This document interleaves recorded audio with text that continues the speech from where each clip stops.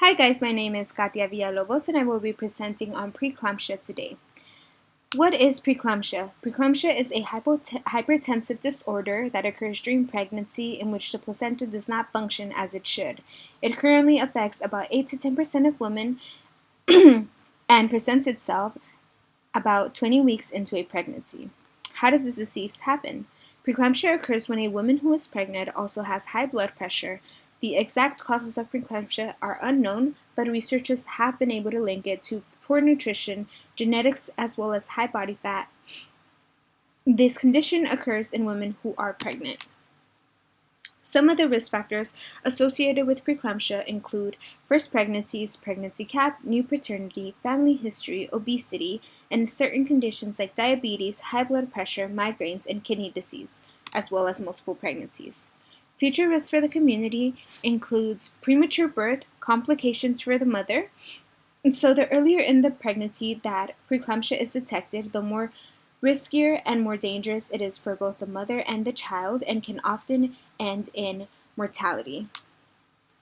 How to solve the problem? Strategy 1.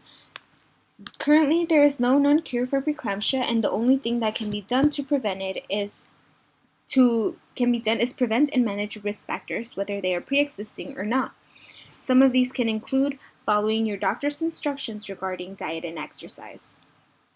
For strategy 2, it includes raising awareness about this condition and to be able to help women be able to recognize the symptoms before it is too late. More education regarding prenatal care, including prenatal supplements, as well as keeping up with doctor checkups during the entirety of the pregnancy. A cultural example that I have here is preeclampsia in Africa. Although the condition affects women worldwide, in Africa, preeclampsia is more common and particularly more severe, affecting around 15% of all pregnant women. It also tends to occur earlier in the pregnancy and can recur in subsequent pregnancies. Women face the pressure to have more and more children in this country, which can contribute to more women suffering from preeclampsia.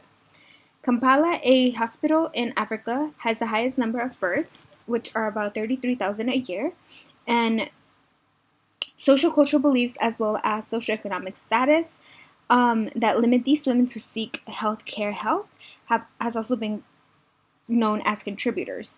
Even when the condition is detected in these women, it is often too late and the only cure is delivery.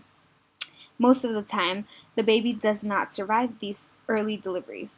A historical example is the probability that a 15-year-old will eventually die from complications of pregnancy is 1 in 150 in developing countries versus 1 in 3,800 in developed countries. So this just goes to show that many women in developing countries don't have access to the resources that we do here in the United States, which contributes to preeclampsia affecting more of these women. So what does science say we should do?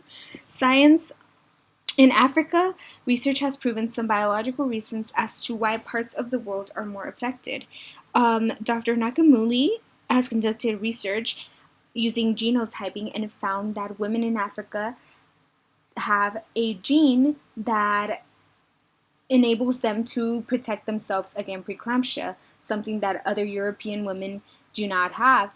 So because of this, she suggested that there is a need to develop a bedside test that doesn't require costly and time-consuming lab analysis.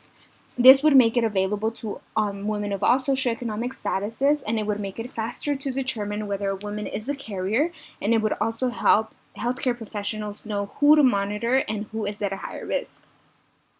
Supplements have also been known to have a very significant impact on preventing preeclampsia. These supplements included calcium, magnesium, and zinc, and it was also found that vitamin D helped reduce incidence in those women who were already at a high risk. So in my opinion, preventing preeclampsia, although there are no known cures at the moment, it might be possible, but it would require both the patient and healthcare community to work together.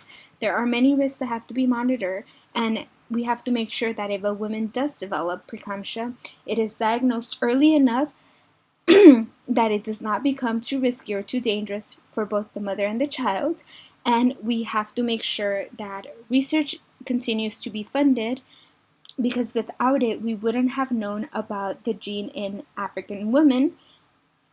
And as well as research, we need to continue to fund more awareness programs.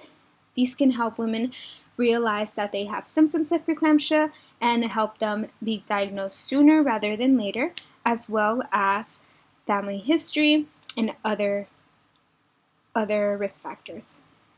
This concludes my presentation, and here is my reference page.